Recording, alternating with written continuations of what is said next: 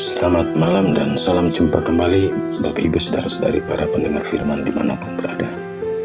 Kiranya saya kembali menjumpai Anda semua dalam keadaan sehat dan tetap semangat. Sebelum kita merenungkan sabda Tuhan pada malam ini, mari kita membuka renungan kita dengan berdoa. Dalam nama Bapa dan Putra dan Roh Kudus, amin. Marilah berdoa. Allah Bapa di surga, orang yang sederhana berseru, mohon pertolongan, tentu Kau dengarkan. Kami bersyukur dan berterima kasih kepadamu untuk bimbingan dan penyertaan-Mu pada hari ini. Dan kami mohon kehadapan. Hadirlah di tengah-tengah kami, tinggallah di antara kami, dan lahirkanlah kembali kami dalam hidup ini, dalam semangat cinta, kasih seorang terhadap yang lainnya. Demi Yesus Kristus, Tuhan dan pengantara kami, yang hidup dan berkuasa sepanjang segala masa. Amin. Renungan malam ini saya ambil dari Injil Matius bab 8 ayat 5-17. Tuhan bersamamu dan bersama rohmu. Inilah Injil Yesus Kristus menurut Matius. Pada suatu hari Yesus masuk ke kota Kafarnaum, maka datanglah seorang perwira mendapatkan dia dan mohon kepadanya, "Tuhan, hambaku terbaring di rumah karena sakit lumpuh dan ia sangat menderita." Yesus berkata kepadanya, "Aku akan datang menyembuhkannya." Tetapi perwira itu berkata kepadanya, "Tuhan, aku tidak layak menerima Tuhan di dalam rumahku. Katakan saja sepatah kata, maka hambaku ini akan sembuh. Sebab aku sendiri seorang bawahan, dan di bawahku ada pula prajurit. Jika aku berkata kepada salah seorang prajurit pergi, maka ia pergi. Dan kepada seorang lagi datang, maka ia datang. Ataupun kepada hambaku, kerjakanlah ini, maka ia akan mengerjakannya." Mendengar hal itu, Yesus heran dan berkata kepada mereka yang mengikutinya, "Aku berkata kepadamu, sesungguhnya iman sebesar ini tidak pernah aku jumpai pada seorang pun di antara orang Israel. Aku berkata kepadamu, banyak orang akan datang dari timur dan barat dan duduk makan bersama dengan Abraham, Ishak dan Yakub di dalam kerajaan surga. Sedangkan anak-anak kerajaan itu sendiri akan dicampakkan ke dalam kegelapan yang paling gelap. Di sanalah akan terdapat ratap dan kertak gigi." Lalu Yesus berkata kepada perwira itu, "Pulanglah dan jadilah kepadamu seperti yang engkau percaya." Maka pada saat itu juga sembuhlah hambanya. Setibanya di rumah Petrus, Yesus pun melihat ibu mertua Petrus terbaring karena sakit demam. Maka dipegangnya tangan wanita itu, lalu lenyaplah demamnya.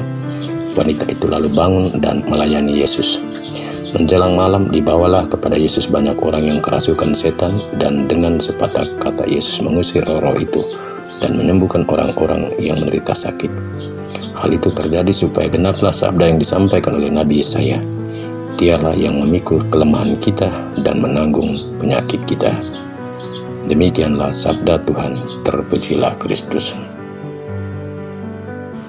Renungan malam ini saya beri judul, "Tuhan, aku tidak layak menerima Tuhan di dalam rumahku."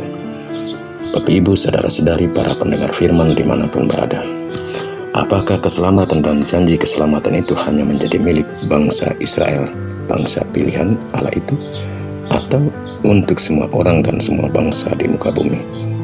Sesungguhnya keselamatan dan janji keselamatan itu ditujukan untuk semua orang dan semua bangsa. Namun pertama-tama ditujukan kepada orang-orang Israel, bangsa pilihan Allah itu. Bapak Ibu saudara-saudari para pendengar firman dimanapun berada, warta Injil pada renungan malam ini dalam kisah penyembuhan hamba seorang perwira menunjukkan kepada kita bahwa keselamatan itu bukan bersifat inklusif atau tertutup, melainkan bersifat terbuka bagi semua orang dan semua bangsa yang percaya. Perwira dalam Injil tadi adalah bukan seorang biasa, tapi dia adalah seorang berpangkat dalam kedinasan militer Israel. Tetapi orang itu juga disebut sebagai orang kafir. Tetapi menarik, dia memiliki hati yang peduli dengan orang lain, yaitu hambanya yang sedang sakit lumpuh dan hampir mati. Tidak hanya peduli, tapi juga beriman meskipun di kalangan orang Yahudi dia dianggap sebagai orang kafir. Tetapi ketika mendengar bahwa Yesus ada di Kafarnaum, ia pun mendatangi Yesus dan mohon penyembuhan bagi hambanya yang sedang sakit, lumpuh dan hampir mati, yang tidak bisa berbuat apa-apa. Mendengar jeritan hati beriman dari perwira itu, Yesus pun memberikan jawaban, "Aku akan datang menyembuhkannya." Atas jawaban dan kemauan untuk datang dari Yesus ke rumahnya, membuat perwira itu merasa diri tidak layak, tidak pantas, dan dengan kerendahan hati ia pun berkata, "Tuan, aku tidak layak menerima Tuan di dalam rumahku." Namun dengan penuh iman, ia tetap mohon agar Yesus boleh mengucapkan sepatah kata saja dan hambanya sembuh. Ia percaya hambanya pasti sembuh.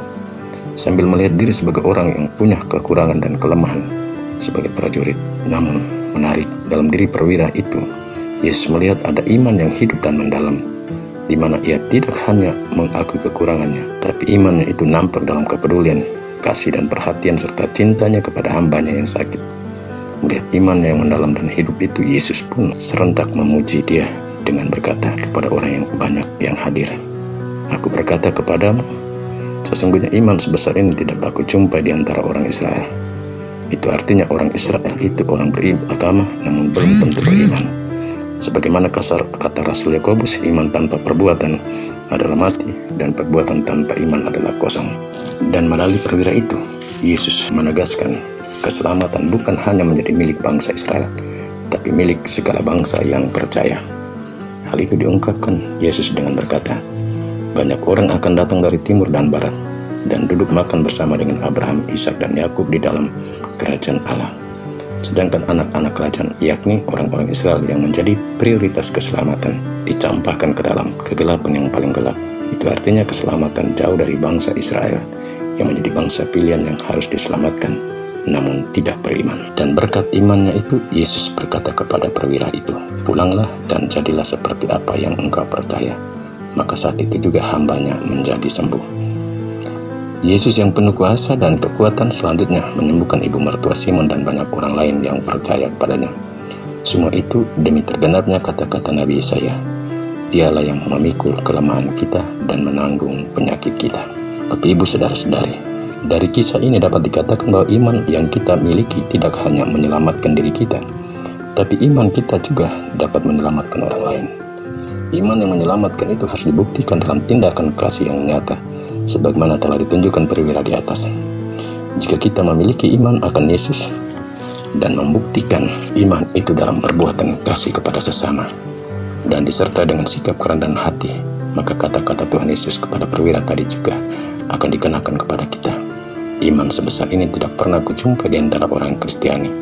Walaupun kita adalah orang beragama, tapi belum tentu kita orang beriman. Karena iman tanpa perbuatan adalah iman yang mati, dan perbuatan tanpa iman adalah iman yang kosong. Amin. Marilah berdoa. Allah Bapa Maha Kuasa, Engkau telah berbuat baik melalui mujizat di tengah-tengah kami, melalui pekerjaan-pekerjaan yang kami lakukan dengan perantaran Yesus, sabda penuh kasih. Semoga sabda itu selalu kami dengar di mana saja dan dalam keadaan apa saja, demi Kristus Tuhan dan pengantara kami. Amin. Sebelum kita berangkat ke tempat pembaringan dan beristirahat sepanjang malam ini, marilah kita memohon berkat Tuhan. Semoga Tuhan beserta kita sekarang dan selama-lamanya. Kita sekalian tidur dan istirahat kita sepanjang malam ini dinaungi, dilindungi, dibimbing, dan diberkati oleh Allah yang Maha Kuasa, Bapa, Putra, dan Roh Kudus. Amin. Selamat malam, selamat beristirahat. Tuhan memberkati.